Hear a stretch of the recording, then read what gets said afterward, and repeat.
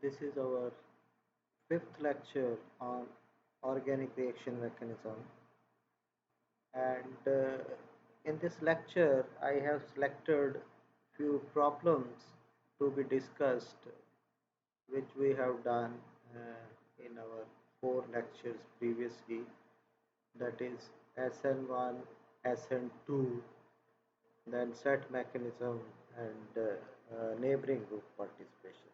So we will discuss few problems related to those topics which we have already studied in those four lectures. The main problems will be based on aliphatic nucleophilic substitution, which we have discussed in lecture 1 to 4 in our previous stint. First problem is that what will be the product in the following nucleophilic substitution reaction. Now, if you see this molecule, and if it undergoes SN1 type of reaction, and you can see that this is a tertiary alkyl halide, and when it will undergo this process of nucleophilic substitution through unimolecular mechanism, that means the first step is formation of the carbocation. So bromide ion will be eliminated to give us this type of carbocation, and now the nucleophile, which in this case is methoxy from taken from methyl alcohol, that can attack either from this side, that is front side, or from back side, that is B. So when it attacks from A, then we will get this product where this nucleophile is methoxy group. So we will get a product with S configuration, whereas if attacks takes place through route B, then we will get a product where nucleophile get attached from the back side, and the product is having R configuration. So sorry, when there is equal possibility of attack of the nucleophile from either this end or this end, that means 50% of the product will be formed with R and 50% of the product will be formed with S. So overall we will get a Desmet mixture, but 50% of this product will be formed, 50% of this product will be formed. So both the enantiomers R as well as S enantiomers, they will be formed in the reaction. Then is what will be the product in the following reaction in nucleophilic substitution reaction. If you see this, this is a secondary alkyl halide, and this sodium azide is a weak nucleophile. So therefore what happens is, and reaction is to take place by SN1 mechanism, and basically what happens is that this is the leaving group, azide is the group which is to be substituted by the leaving group. So we will convert alkyl halides into alkyl azides. So here what happens is, in the first step, that is SN1 reaction, means a carbocation of this will be formed by elimination of chloride. So we will get this type of carbocation, and if you closely watch this carbocation, this is a secondary carbocation, and this secondary carbocation through two 1,2 hydride shifts can be converted into more stable tertiary carbocation. So because of that, a rearrangement will take place by a 1,2 hydride shift, and basically the product formed will be such that azide will get attached to a carbon other than to which the halogen was attached.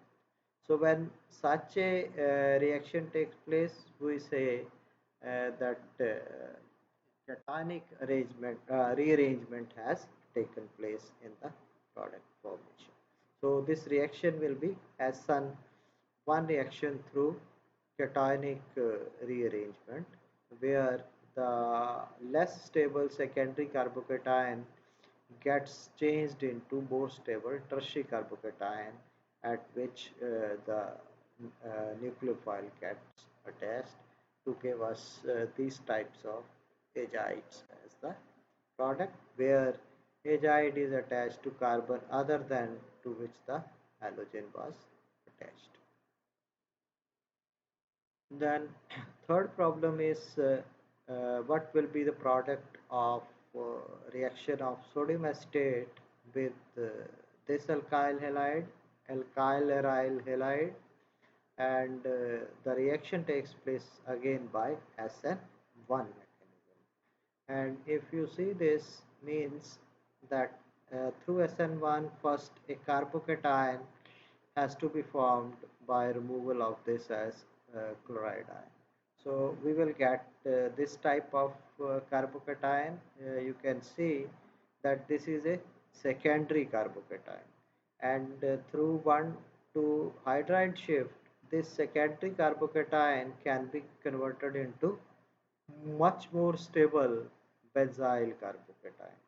And this benzyl carbocation is much more stable because here the positive charge is present at the carbon which is adjacent to the pi bonded system, which can undergo resonance, and because of the resonance of this carbocation with this aromatic ring, this carbocation is much more stable than this secondary carbocation.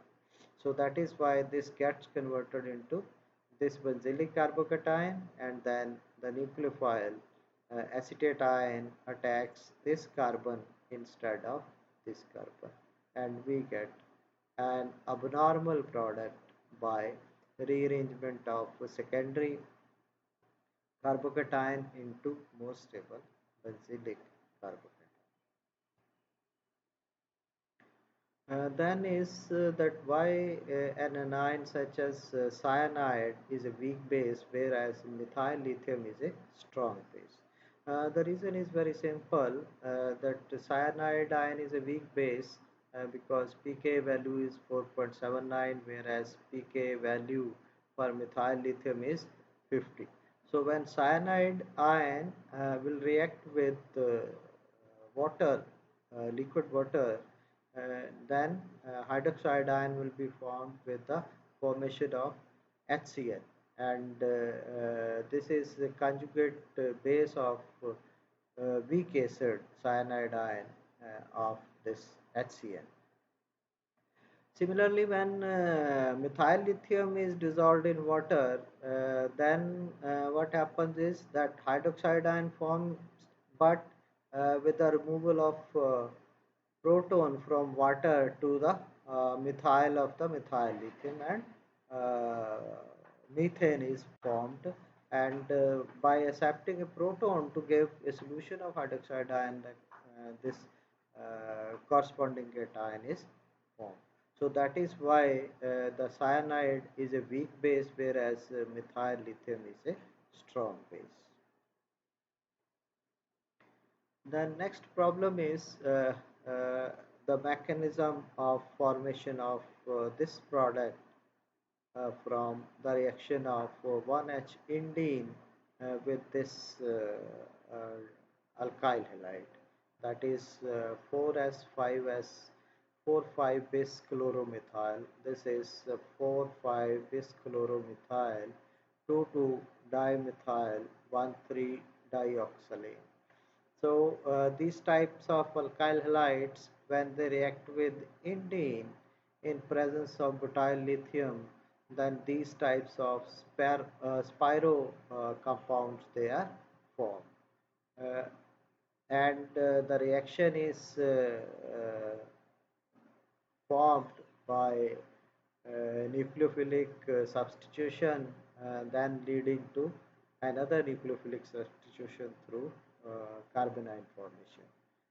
The mechanism of this reaction is that here we know that N-butyl lithium is a very strong base, and because of the presence of these pi system, these protons, they are very acidic protons, and this strong base removes one proton from here, and a carbanion of indene is formed, and that carbanion act as a nucleophile and attacks this electrophilic carbon and removes this halogen from here. So when this halogen is removed, then another carbanion of indene, this removes this proton present on this intermediate product, and another carbanion of this type is formed, and then this carbanion also act as a nucleophile, and through intramolecular SN2 reaction the cyclization at this point take place with the removal of halide.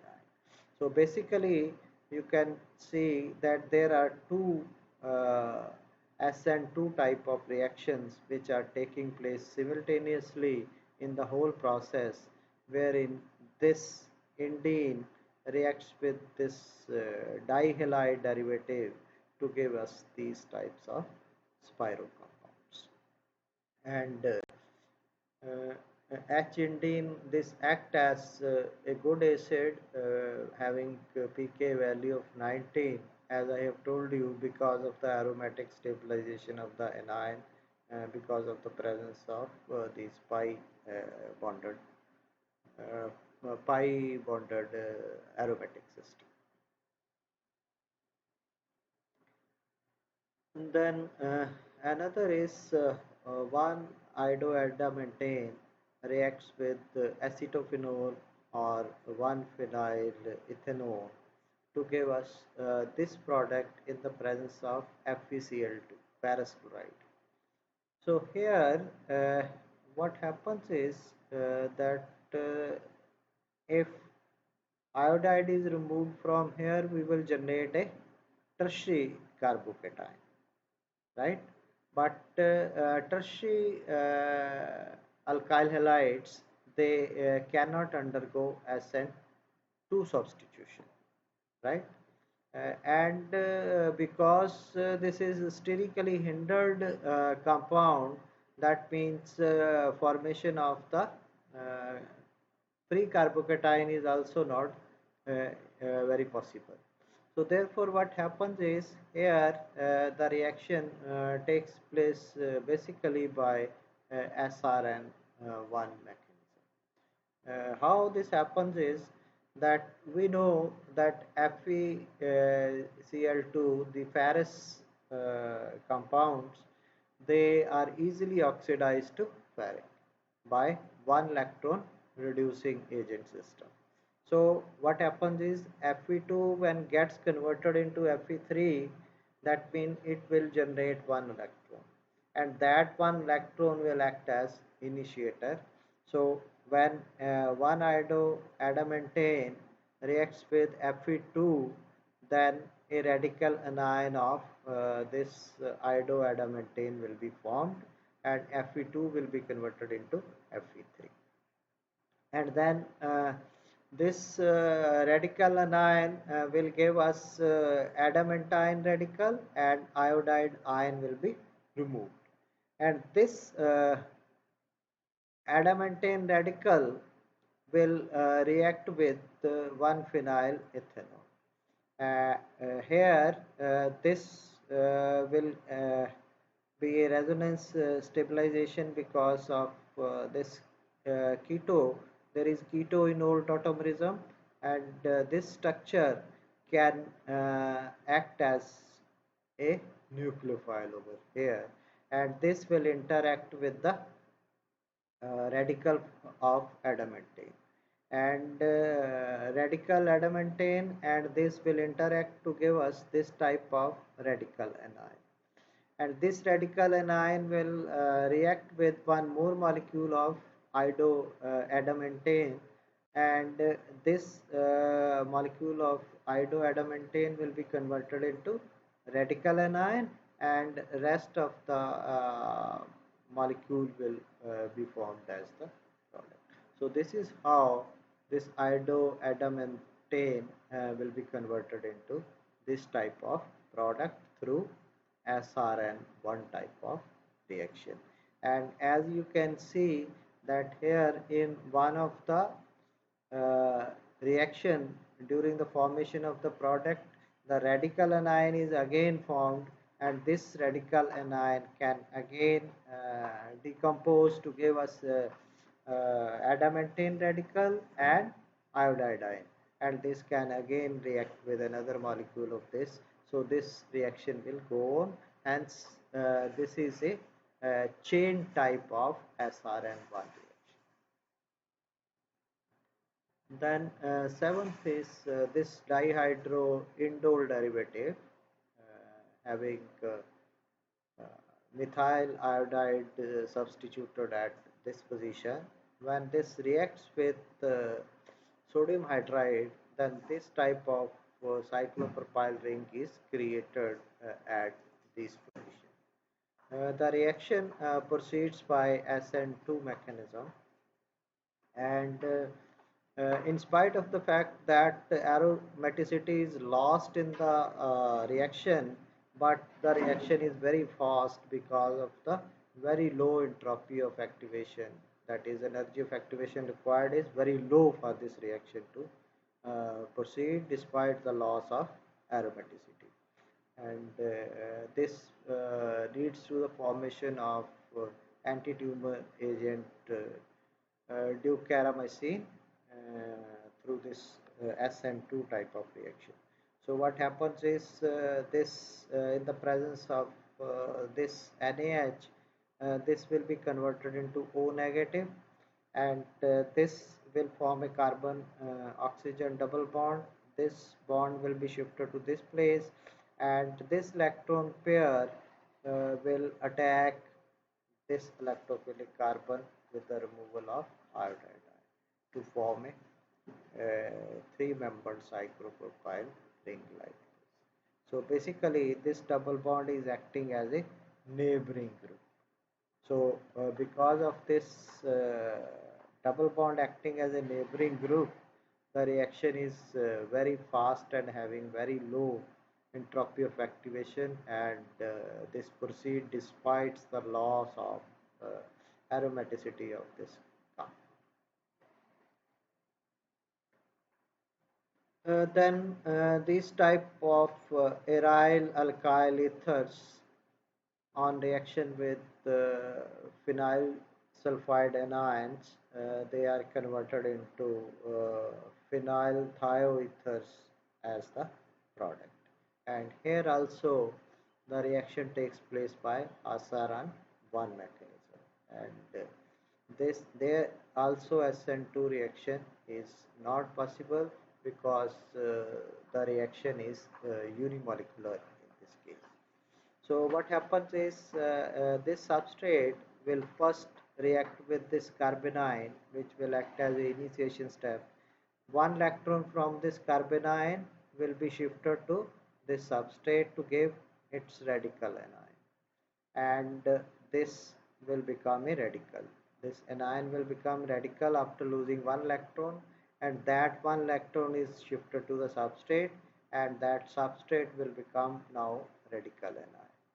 Then this radical anion will lose this anion, aryl ether anion will be lost, and the remaining part is our radical is formed, and this radical form will again react with one more molecule of phenyl sulfide anion, and this type of radical will be formed. Radical anion will be formed, and this radical anion will react with one more molecule of the substrate like this, and this substrate will take up one electron from here, and this will be converted into radical anion, and rest of the molecule will be converted into one molecule of the product which we have to form.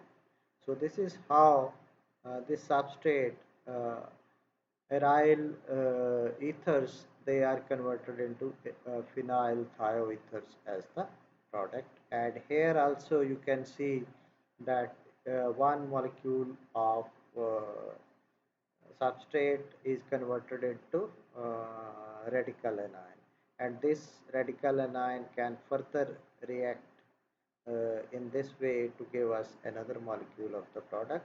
So here also this mechanism is a chain mechanism, because this will go on.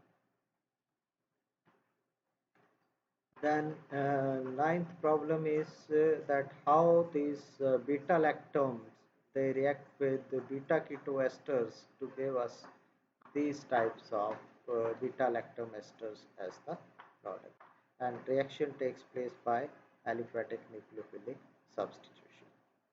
So here what happens is that we are having two groups which are to react to give us this product. Basically what happens is this nitrogen is having a lone pair of lactones, and this is shifted to this place to create a carbon nitrogen double bond, and this acetate ion is removed. So basically this nitrogen is acting as a neighboring group, right? And now this will be converted into this carbon nitrogen double bonded compound, and therein our beta keto ester will react with the acetate ion which has been generated, and this acetate ion will remove hydrogen from the beta keto ester, and this carbon ion will be generated, and this carbon ion formed then will attack the carbon of the carbon nitrogen double bond to give us this type of cyclic product. And this carboxylic ester can have any conformation alpha or beta depending upon how this carbon nitrogen double bond is shifted from this place. Then is reaction of this diethyl 2,6 dibromohaptane dioate. This dibromoester on reaction with cyanide ions is converted into this type of cyclic diesters, and here this cyanide ion is acting as a nucleophile. So what happens is, in the first step this act as a nucleophile, and reaction takes place by SN2 mechanism with the removal of this bromide ion to give us this type of cyanoacetate is formed. And then in the second step one more molecule of the nucleophile, that is cyanide ion, removes this proton, and a carbanion is generated at this place. And then this carbanion through intramolecular nucleophilic substitution attacks this carbon with the removal of bromide, and a cyclization of this type takes place, and we will get our product. So basically in this case cyanide ion, two molecules of cyanide ions, they react with one molecule of this to give us this type of product, and two SN2 type of reactions they take place. One is intermolecular, other is intramolecular SN2 type of substitution taking place in the reaction. Thank you very much. And if you have any queries about any lectures which you have seen on the YouTube, you can have your problems shared with me at this email, harishchopra@slide.ac.in. Thank you.